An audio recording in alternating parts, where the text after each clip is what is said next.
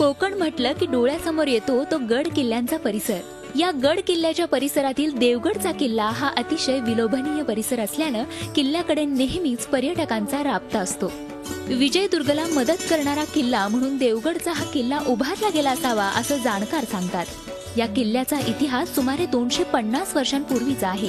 किल्ल्याच्या प्रवेशद्वारावर सुंदर हनुमानाचं देवस्थान आहे। तिथून थोडं पुढे गेल्यावर दृष्टिक्षेपास पडतं ते गणेश मंदिर। मंदिर फार पुरातन आहे। मंदिरातील मूर्ती आग्रेकालीन असल्याचं सांगितलं जातं।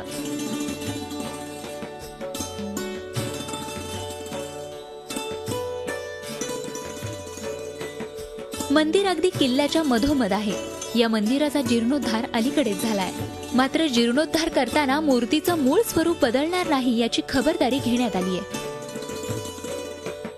92 सालात बांधायला सुरुवात केली। पहिले लहान होतं ते, त्यानंतर जसे जसे पर्यटक येणारे वाढत राहिले त्यामुळे देऊळ बांधलं गेलं, उत्साह वाढत चालला। या देवाचं म्हणतात देव पावतो पण नवसी बोलतात, नवसाला पावतात। त्यासाठी प्रत्येक घेऊन आपलं आपलं काहीतरी विचार तिथे म्हणतात आणि भेटवस्तू सुद्धा देतात। त्या देवळाची फार इतिहास आहे। देवगड इथलं हे मंदिर किल्ल्यावर असल्यानं धार्मिक आणि पर्यटनाची मंदिराला जोड मिळालीये। पर्यटन दृष्ट्या महत्त्वपूर्ण ठरत असलेल्या या मंदिराकडे दरवर्षी लाखो पर्यटकांचा ओघ असतो। 12 वाडीचे देवस्थान म्हणून या मंदिराची ओळख आहे। मंदिरातील गणेश मूर्ती स्वयंभू असल्यानं नवसाला पावणारा गणपती बाप्पा अशी या गणेशाची ओळख आहे। गेल्या काही दिवसांपासून या मंदिराकडे भक्तांचा ओघ वाढतोय। त्याचं आणखी एक कारण म्हणजे हा परिसर अतिशय विलोभनीय असा आहे। एका बाजूला पवनचक्कीचा सुंदर परिसर आणि किल्ल्याचा सुंदर आखीव रेखीवपणा यामुळे पर्यटक खास इथे हजेरी लावतायत।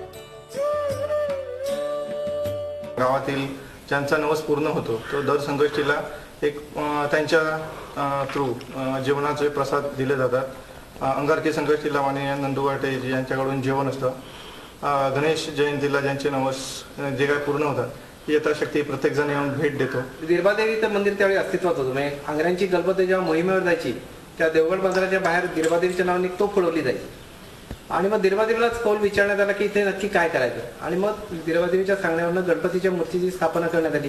तिची मूर्ती अजूनही इथे आहे। देवगड तालुक्यातील या गणेश मंदिराची ख्याती गेल्या काही वर्षात पसरत चालली आहे। निसर्गाच्या सुंदर देखाव्यासाठी आणि मनातल्या गाभाऱ्यात डोकावण्यासाठी देवगडच्या या मंदिरात एकदा तरी नक्कीच या।